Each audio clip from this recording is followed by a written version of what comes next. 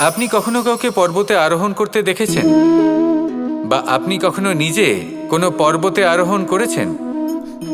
করে থাকলে আপনি এই বিষয়ে অবশ্যই জানবেন যে যখন আমরা শিখরের দিকে এগোই, ওপরের দিকে এগিয়ে চলি, তখন আমাদের একটু ঝুঁকে পথ চলতে হয়।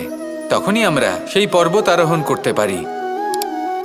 কিন্তু যে ব্যক্তি নিচের দিকে ফিরে আসছেন, তিনি কিন্তু ঝুঁকে চলেন না। তিনি দৃঢ়ভাবে সোজা হয়ে নিচে নামেন। এই ভারসাম্য বজায় রাখার এই খেলাতে সংসারের একটা সার লুকিয়ে রয়েছে। যদি আপনিও জীবনে উঁচুতে উঠতে চান, শিখরে পৌঁছতে চান, তাহলে আপনাকেও নত হয়ে, বিনম্র হয়ে সামনে এগোতে হবে। সেখানে যদি আপনি বুক চিতিয়ে উদ্ধতভাবে অহংকার বোধ নিয়ে চলতে থাকেন, সেখান থেকেই আপনাকে নিচে নামতে হবে। কোনো ব্যক্তি তার বিনম্র স্বভাব দেখেই বোঝা যায় যে সেই ব্যক্তি সাফল্যের শিখর দেশে আরোহণ করছে নাকি নিচে তথা খাদের দিকে যাত্রা করছে। তাই সবসময় বিনম্র থাকুন, শ্রেষ্ঠ কর্ম করুন, পরিশ্রম করুন, আর আমার সাথে ভালোবেসে বলুন, রাধা রাধা। দেখুন, এটা তো সবাই করে থাকেন। ধনের কামনা করা, ধন অর্জন করা, ঈশ্বরকে ধন্যবাদ জানানো, সবাই করেন, কিন্তু ফল সবাই পান না। কারণ বেশিরভাগ মানুষই পেছনে ফিরে তাকিয়ে এটা ভাবেন যে আমরা তো জীবনটা যাপনই করলাম না।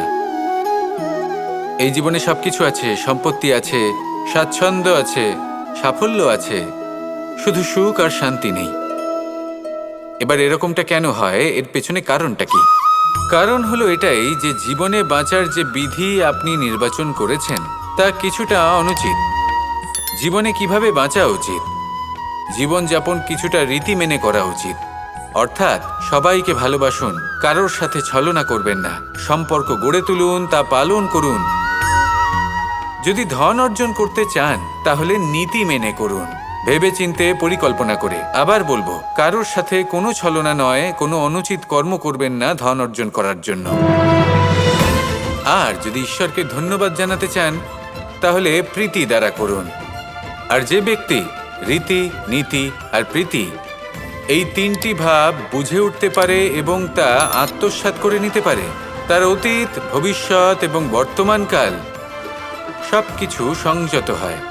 আপনি কিভাবে জীবনযাপন করতে চান, কিভাবে ধন অর্জন করতে চান, ঈশ্বরকে ধন্যবাদ জানাতে চান, নির্বাচন আপনার। আসুন আমার সাথে ভালোবেসে বলুন, রাধা রাধা।